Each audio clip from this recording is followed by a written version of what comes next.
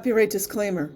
Under Title 17 U.S.C. Section 107, allowance is made for fair use for purposes such as criticism, comment, news reporting, teaching, scholarship, and research. Fair use is permitted by copyright statute that might otherwise be infringing. Nonprofit, educational, or personal use tips the balance in favor of fair use.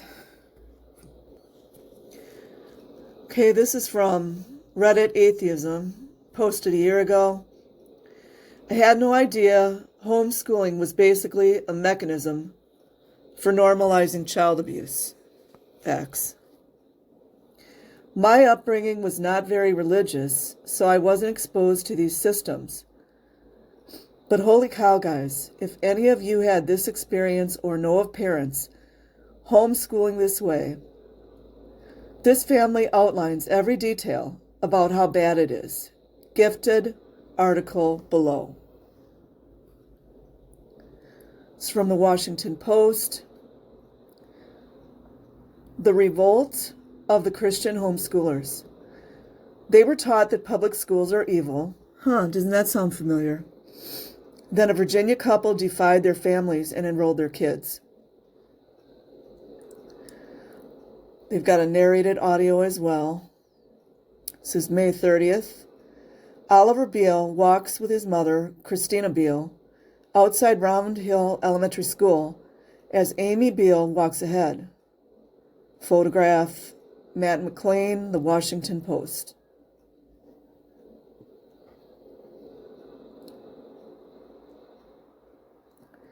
Deep Reads features The Washington Post's best immersive reporting and narrative writing.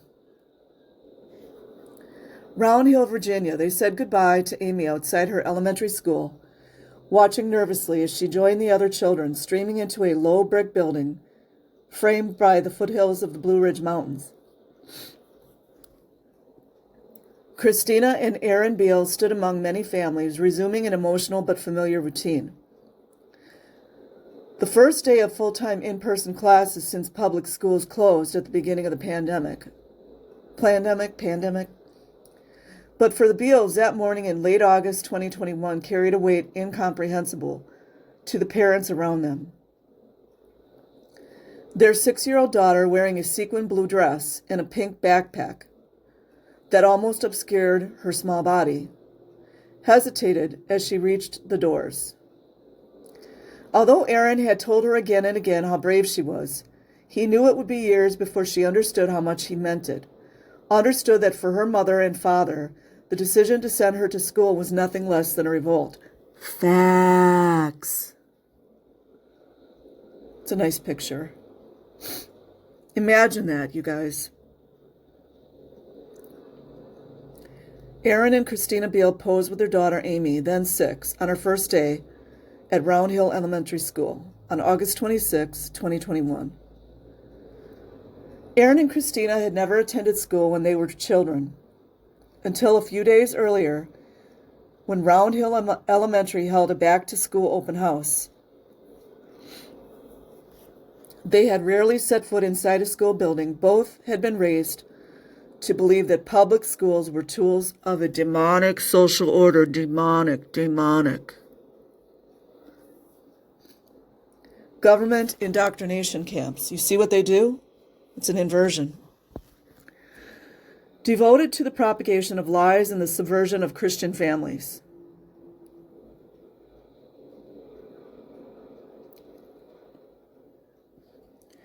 At a time when home education was still a fringe phenomenon, the Beals had grown up in the most powerful and ideologically committed faction of the modern homeschooling movement.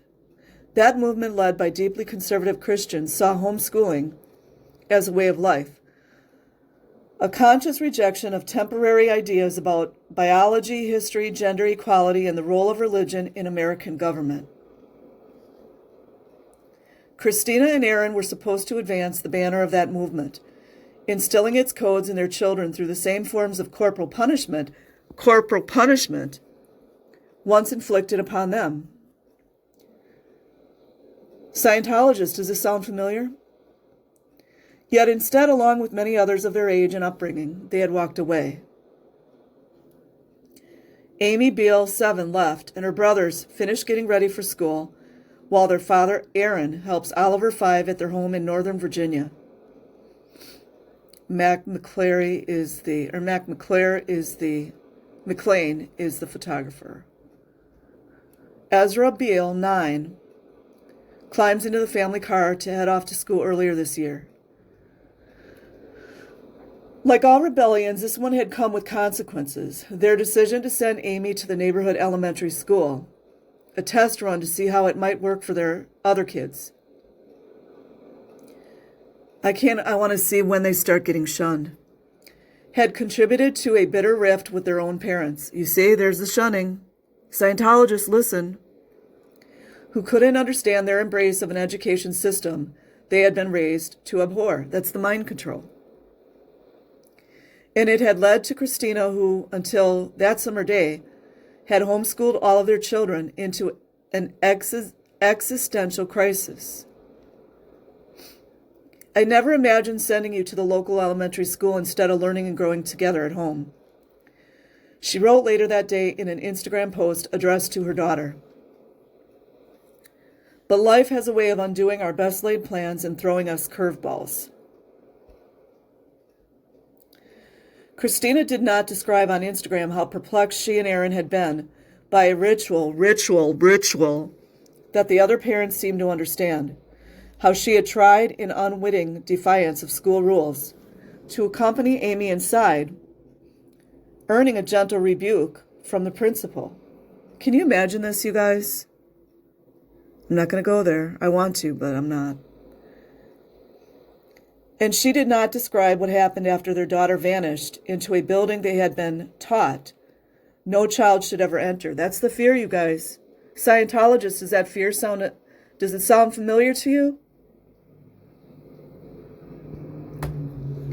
On that first day of school, not just for one girl, but for 2 generations of a family, the Beals walked back to their SUV, and as Aaron started the car, Christina began to cry. It's interesting how they have an American flag. I want to go there, but if I do, I'll be I'll be throttled even more than I am right now.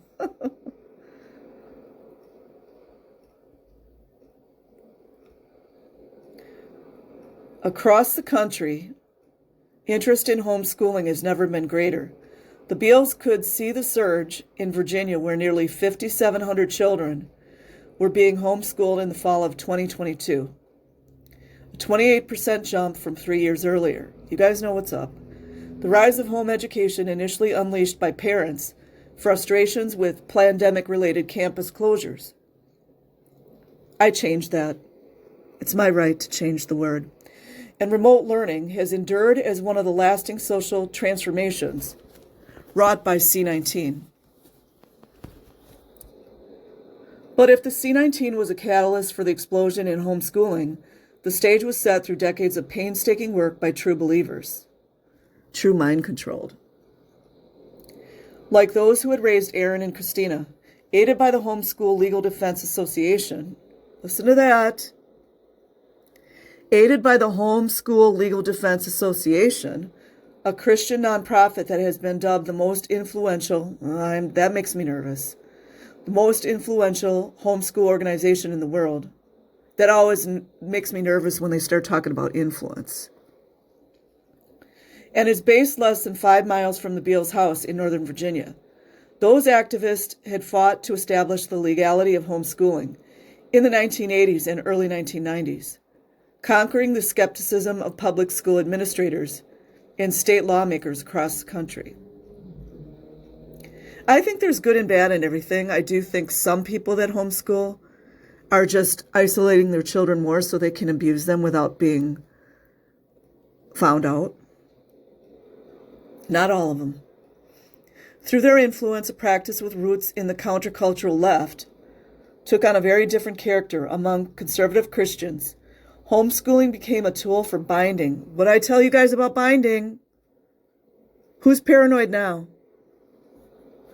A tool for binding children to fundamentalist beliefs they felt were threatened by exposure to other points of view, Rightly educated, those children would grow into what HSLDA founder Michael Ferris called a Joshua generation.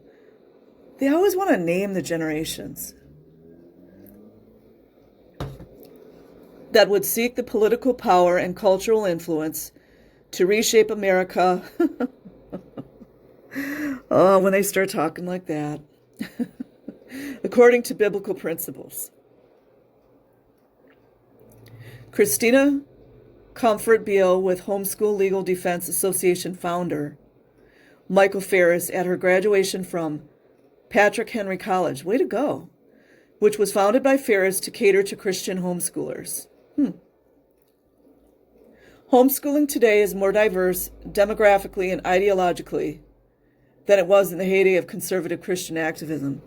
Must be just like a coincidence, huh? It must be a complete coincidence that that's how it is now. Not that it ever was right. Yet those activists remain extraordinarily influential. There's that word again. Influential, just like expert. I don't like those words. Over decades, they have eroded state regulations. Really?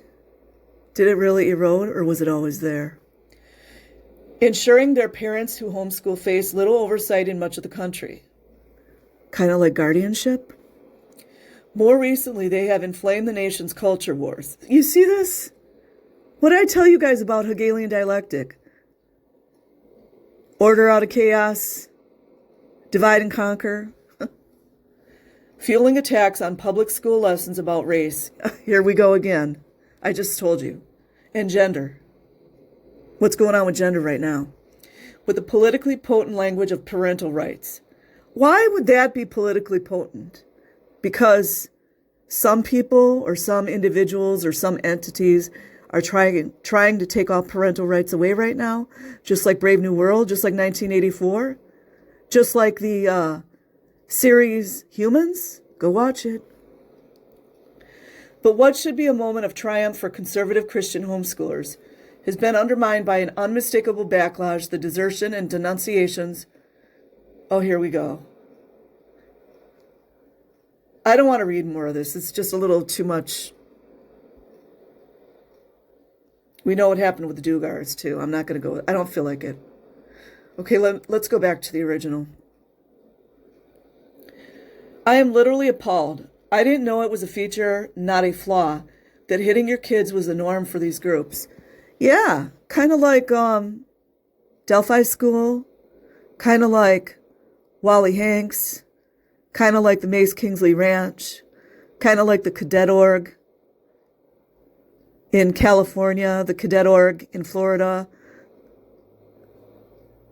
Where else? Kind of like in the Sea Org, when the children become Sea Org members. Huh? Kind of like that? Yeah. Also, hitting your kids means brainwashing your kids into wanting authoritarian politics. Or maybe, let's change politics to policies. How about that? Okay, if it gets weird, I'm just going to click and see what it is.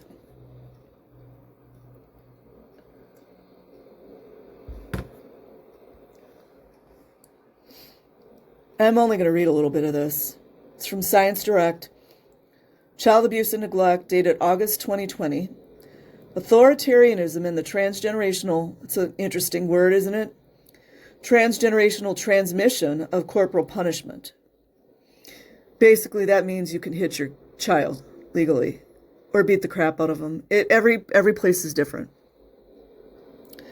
Vera Clemens, Oliver Decker, Paul Pleener, Andreas Witt, Cedric Satcher, Almer Broler, Horg M. Friegert. Okay, this is a whole paper about it. Authoritarianism, firstly described by Horkheimer in 1936, is characterized by submission to authorities. It's a great number, isn't it? 36. Aggression against subordinates and conventionalism. Authoritarianism is discussed as a major contributor for right-wing attitudes. They always like this right wing, left wing. I don't even get into all that stuff, but I understand it a little bit. Horkheimer hypothesized that authoritarianism has its origin in the experience of harsh parenting. Or what about when parents just give their children up to guardianships? And I'm not saying all guardians are abusing. I mean, like, why do I have to keep beating the drum? Like, anybody, you shouldn't take it literally. If I mention parent, does that mean all parents abuse? Of course not. If I mention guardians, does that mean all guardians abuse? No, of course not. If I mention police are corrupt, does that mean all the police are corrupt? No. Horkheimer hypothesized that authoritarianism has its origin in the experience of harsh parenting and exposure to corporal punishment by authoritarian parents. The other way around, literature points toward an association between conventionalism and support of CP as disciplinary method, suggesting a role of authoritarianism in the vicious cycle of transgenerational transmission. Okay, anyways. That was pretty much accepted back in the day.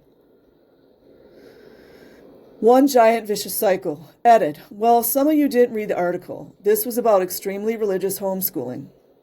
I'll probably go back and read it later. It's kind of wordy. And sure, some homeschooling is okay, but you should read this article and actually read these people's quotes. Okay, I'm going to go back. Maybe I'll read it tomorrow. About how they were beaten as part of the curriculum. Wally Hanks would know about that. How many other of the adult Sea Org members were beating the children in Scientology? And how many of them are still doing it? And nobody's doing anything about it. There is more, like a horrific amount of awfulness. But you should read the article. Well, I'm going to go read it. I don't have time right now. FTR, the article is free. Good. I gifted it to you all so you could read it. I know I omitted that I was referring to religious homeschooling, but I posted it on the atheist subreddit, thinking that was a given. Most of you seem to understand that was my intent, and thanks for that. She got 1,012 likes. How about that, Scientology? Scientology, just think about how many shares that this has gotten, that you can't control it. It must drive you crazy, right? Web be webbing, just like BJ Investigate states. Devil's Advocate 7777. Okay, this is a year ago. Okay, they've got a group for homeschool recovery. I'm going to join that later. A support group for people who have negative experiences with homeschooling. You know what? It's like it all relates to each other. The boarding schools, the homeschooling, the cults, the churches. You know, not all churches. But the Boy Scouts, another, I don't know, I guess I would call it a cult. It's like where these predators just prey on children. In fact, I'm reading another book I just started that I'm going to share with you guys. It's been sitting in my bookshelf forever. It is about a woman who was crowned Miss America that was sexually abused by her father from the age of 5 all the way until she was 18, with the blessing of her mother. So, I will touch on that later. Let's go back to the original. Okay. I can't read that, man. Ard Strapper. So I checked in other subreddits, homeschooling, homeschool math, and this one is the only one that seems to be people who were or are being homeschooled versus people who are homeschooling. What do I always say? Cover up takes a lot more energy, doesn't it? Their perspective is eye-opening. I know that a lot of parents have been here saying that they homeschool and the kids are fine, but reading that subreddit is shocking. Well, you guys know what that means, right? I'm going to have to go to it if there's a link here somewhere. I'll be covering that maybe later tonight or tomorrow, maybe Saturday. It depends. Okay, here's deleted. I always love to read the deleted accounts because you know that they went for them. Okay, never mind. No, they're negating everything. I'm just going to ignore that one. Devil's advocate, congratulations. While religion seems to be one of the main factors, these people also complain of social isolation. Well, where have we heard that before? Scientology is the king or the queen of social isolation. I've never seen people so isolated in my life. Well, I mean, probably North Korea, perhaps some places in China, in certain areas, in which that's another little rabbit hole I'm going to go down eventually. But if you're doing well as you think, then hopefully your children won't need a community, specifically for those who have suffered abuse, neglect, and poor education, just like the Scientologist children. And that's going on right now. At the hands of their parents, facilitated by homeschooling, or facilitated by a big organization called Scientology, and that's my opinion. Okay, now I guess a lot of people didn't read the subreddit, and then this one person said, very sorry, I get it now. See, that's the problem. You got to do some research. Stop negating people that are abused and went through heinous abuse. If you really want to know, then you're going to research. It's not hard. You might not want to stay there because it's depressing.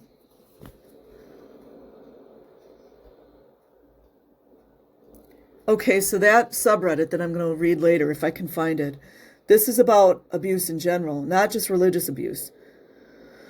Of course, not all homeschooling parents abuse their children, but homeschooling makes abuse easy to hide. See?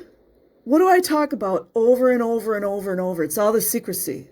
That's where the abuse just freaking thrives. And like this book that I'm reading, I just started reading it. It's been sitting in my shelf for a long time. Her mother was helping. Her mother knew she was getting S8 every night. That's some sick-ish, man. But homeschooling makes abuse easy to hide. So it wouldn't surprise me if abusive parents gravitate toward homeschooling or Scientology or Jehovah's Witness, whatever it is, because it gives them the ability to harm their children. Facts. That happens a lot in Jehovah's Witness as well. A lot of essaying of the children and hide it from the authorities, yeah. And some of the authorities are in on it, but not all of them are. I mean, it's real easy for us to say, oh, the police should do this, the police should do that. Like, how is 5 or 6 really good cops that want to bring them down? How are they going to freaking fight that whole multi-billion-dollar institution? Keep telling you, go listen to John Wedger.